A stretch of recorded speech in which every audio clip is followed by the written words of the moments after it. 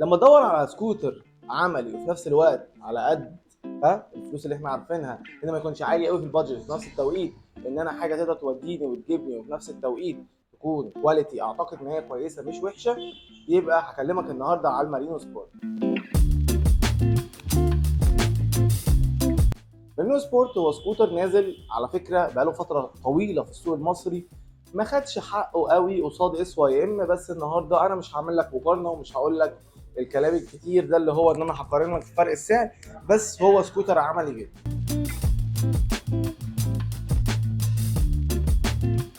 ده الشكل الرئيسي بتاع المارينو اول ما نزل، اللي هو الاحمر في الاسود في الرمادي زي ما انتم شايفين. الاضاءات في الكامل ال اي دي.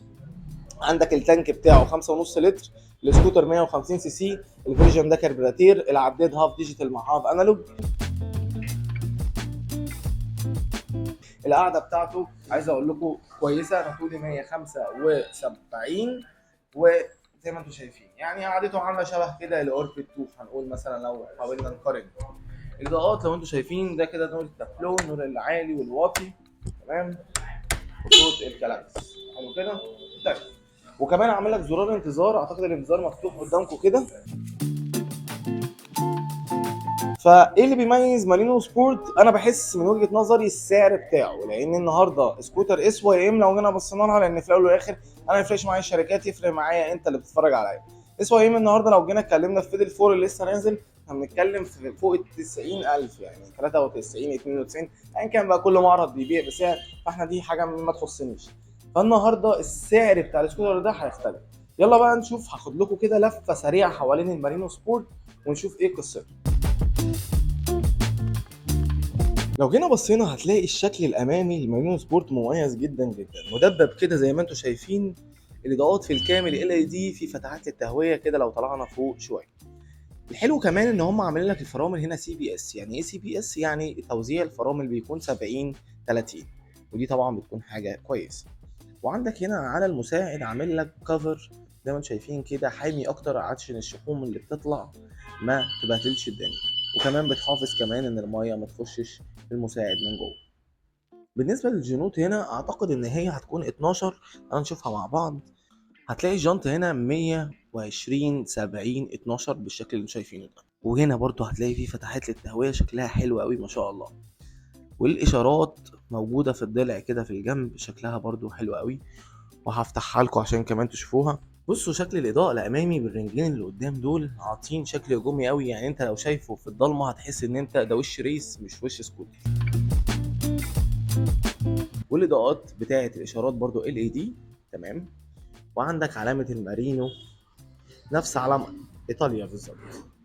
ده اللون اللي اتشهر بيه، ده اللون اللي اتشهر بيه مارينو سبورت، اللون الاحمر في رمادي في اسود زي ما انتم شايفين كده. وعندك هنا العواكس في الجنب. بصوا خلينا متفقين ان الفبر برضو مش يعني احسن حاجه، بس هو كويس جدا. وبرضو احنا بنتكلم في الفئه السعريه. السكوتر هنا 150 سي سي، تانك عندك 5.5 لتر. هتلاقي حتى مكتوب هنا ايطالي حوا، هو من شركه حوا. المكان اللي بيسند على رجله راكب الخلفي، المكان اللي بتسند على رجلك عامل لك تابلو صغير هنا، والاوكزوست طويل كده، معمول بشكل اعتقد كويس قوي، بس هو بجد طويل قوي يعني. بصوا كده. هنا طبعا المكان اللي بتغير منه الزيت. 2 مساعد خلفي، الفردة الخلفية 120 70 12 نفس مقاس الفردة الأمامية. فرامل زي ما اتفقنا هي سي بي اس زي ما انتم شايفين كده، جهاز الفرامل. عندك الطرابة والوضعية دي. وهنا المحرك زي ما اتفقنا هو كاربراتير. الاضاءات الخلفيه في الكامل ال اي دي، سواء الاضاءات هنا او الاشارات، والمكان طبعا اللي بيتعلق عليه النمر. هنا ده الشكل من الجزئيه الثانيه.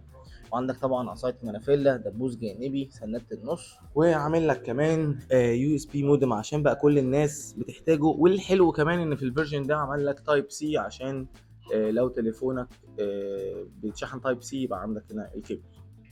وعندك هنا التانك عشان نفتح بقى التانك ده.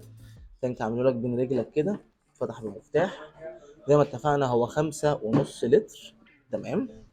وعندك هنا علاقة لك كمان بيتفتح بالمفتاح. تمام. هنشوف بقى الوحده التخزينيه، بس قبل ما نبص على الوحده التخزينيه نشوف بقى التبطين. تبطين كويس جدا. الخامه اللي هي المحبحبه دي اللي انتوا شايفينها كده، بصوا المحبحب كده زي ما انتوا شايفين كده، والخياطات الحمراء دي عاطيه شكل جمالي. المكان اللي بيسند بيمسك فيه راكب الخلفي. تعال نشوف بقى هنا.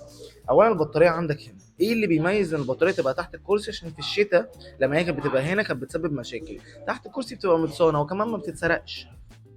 فزي ما انتم شايفين البطاريه بتكون هنا الفيوز كده بالشكل ده. هنا المساحه كويسه تاخد معاك هيلمت. مفيش بقى اي حاجه تاني. ليه؟ لان تانك البنزين عندك في الجزئيه اللي قدام دي.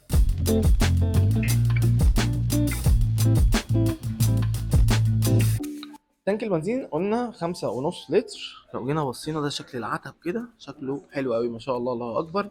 عايز اقول لكم الفينش بتاع السكوتر كويس جدا، مقبول على السعر اللي احنا بنتكلم عليه. الكواليتي كويس، مش هنقول اللي هو الواو التوب، بس كويس جدا. يعني احنا بنتكلم برضو على الفئه السعريه. نيجي هنا نشوف، بص المفتاح بيجي لك كده نسختين زي ما انتم شايفين. وهنا عامل لك كمان تابلو تاني لو حابب ان انت ايه تحط حاجه تبقى مش مطاله يعني. وهنا عامل لك تابلو مفتوح عشان لو انت بتحط حاجه وانت سايق. فدي برضو كانت حاجه كويسه، بس كان ممكن كمان يحط لنا غطا تاني في الجزئيه دي، كان هيبقى برضو حاجه كويسه. عايزين بقى نشوف العداد. العداد زي ما احنا اتفقنا هو هاف ديجيتال مع هاف انالوج. الابره اهو، وهنا الجزء الديجيتال هتلاقي هنا الساعه والمكان بتاع البنزين وكمان الحراره. تمام. تبريد بتاع السكوتر هنا تبريد هواء. الاشارات عندك في الجزئيه دي لمبه تشيك، لمبه النور العالي.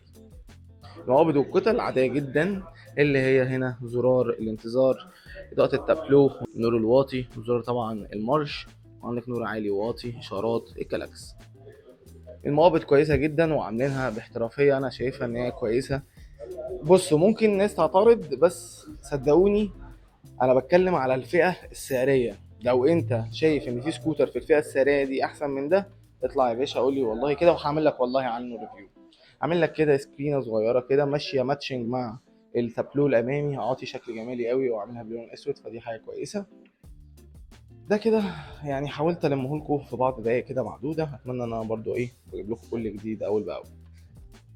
الفكره هنا ان انا عارف ان السكوتر ده موجود في السوق بقاله فتره، بس اختفى فتره ودلوقتي رجع تاني. فكان يهمني ان برضو اوضح للناس ان هو رجع تاني، عشان لو انت النهارده بادجت الفلوس معاك ما يعديش فوق ال 40,000 جنيه او ال 45,000 جنيه، بحاول اوفر لك وقتك ان انا بقول لك ان السكوتر ده نزل وسكوتر عملي. في ناس هتتفق وناس هتختلف، بس نتفق ان لولا اختلاف الاذواق لفسدت ايه السلع. بقى سعر المارينو سبورت موجود في معرض ايزي بايكر عامل كام؟ عامل النهارده 42,000 جنيه وقت تصوير الفيديو. تمام كده. هتبص تحت الديسكربشن هتلاقي اللينك بتاع ايزي بايكر وارقام التليفونات، تقدروا تتواصلوا بكل سهوله وبساطه. والناس اللي من اسكندريه هو ما يتوهش، هو في جليم في شارع الاذاعه، خامس عماره من شارع هوير، عشان برضو الناس اللي هي عايزه توصل اللي هي من اسكندريه.